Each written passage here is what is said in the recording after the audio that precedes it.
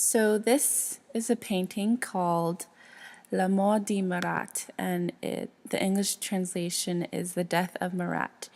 It is by Jacques-Louis David, and it was painted in 1793, and it was painted on a canvas by an oil painting. It's currently located in the Royal Museum of Fine Arts in Brussels. Okay, during this time period, the time period in which this painting was written was during the French Revolution, and more specifically, because the French Revolution was a large period of time, it was more specifically painted during the Reign of Terror, which Robespierre, the artist, or Marat, the subject of the painting, he was a main character in the French Revolution. He was one who was he was a Jacobin, and inside the Jacobin there was Robespierre, who's the person, and the man who invented the guillotine. They were also Jacobins, so he was part of one of the most the most morbid rebel groups in this time period. So you can see that through the painting. Yeah, this is a very striking picture. You really see Marat in his last breath. And so what's happening in this picture is that this man, his name is Jean-Paul Marat, he was a French journalist and publisher. And like Elia mentioned, he was a part of the Jacobsons, which was a really rebellious group during this time period. And he was murdered by a woman named Charlotte Corday.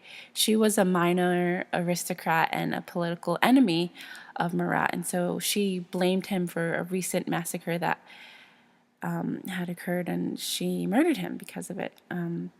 She managed to sneak into his room and holding a false note about a counter-revolutionary ring, and she found him in his bathtub and murdered him while he was still in it. She's not actually in the picture, but the knife used to kill him lies on the ground on the left of his arm. During this time period, the style of art that became really popular is Rococo and Neoclassicism. Um, the time period before this, it was Baroque, and you know how Baroque is really flashy and bright, like kind of like the Sun King in France. This kind of like after time is really bright and it was religious themed. Well, Rococo isn't. Rococo is a spinoff of Baroque, but it's not a complete transformation. It's still bright. It's still very could at times be very flashy, but it's showing a transition into neoclassicism, which is more realistic. It instead of themes of religion, it's themes of like the things that are going on in the world, like this time period, war. So it's kind of like now it's moving into more of like can use as national propaganda and war propaganda. So those are the two. It's like Rococo is a mix between neoclassicism and Baroque, and that's kind of like where the art forms are heading right now. And Marat had a skin condition that caused him to need to take a bath a lot, so he spent a lot of time in his bathtub and would often do his work there.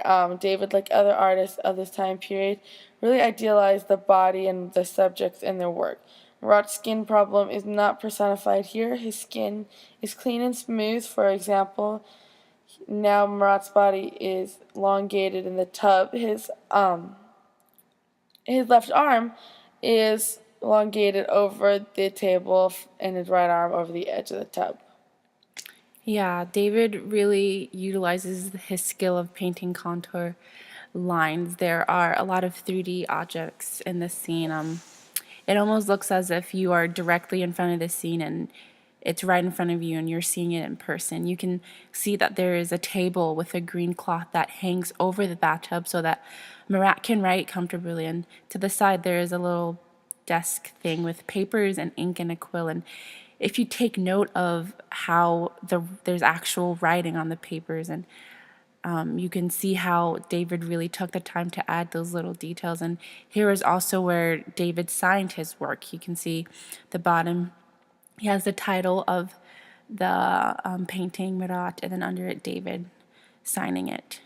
And so this is a very striking picture because of the contrast of dark and light. The background is really dark, it's black, and as you move from left to right, it gets lighter, as you can see where the light in the room is. And Marat himself is very lighted, and he's almost glowing.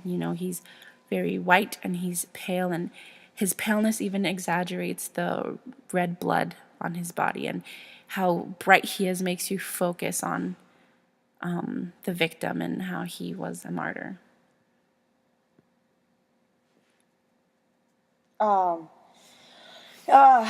During this time period, also, the way that they were written, or the artwork, kind of like the subject is being compared to Christ.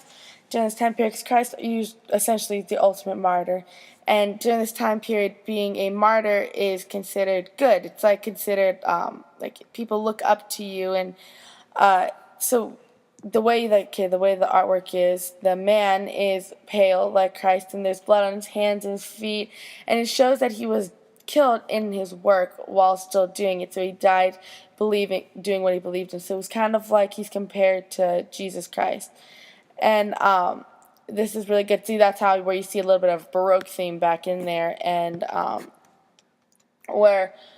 but it's still more realistic. So that's how it's kind of like turning into Rococo.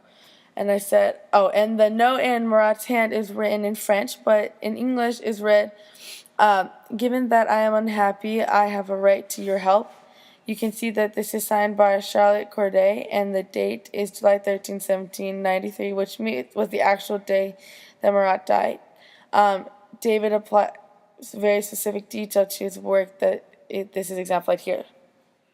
Yeah, David actually was not there at the scene of the crime. He had actually visited Marat the day before his assassination, and he took note of the green cloth, the paper on the desk, the bathtub, and just the room in general, and he incorporated this into the painting. This was done by his memory and his imagination of how the murder occurred. This painting has been recreated a couple times, once in 1860 and 1907, but I personally think that neither really captures the emotion of Marat's death as David did. Yeah, David was, a friend to Marat. He was a fellow member of the Jacobsons, and he was a good mate to Marat, and so he honored Marat's death with this painting. He commemorates him, and he does it in a very beautiful way. Marat dies with a pen in his hand, and he died doing what he loved to do, which was write and publish things, and this really exemplifies how he died as a martyr.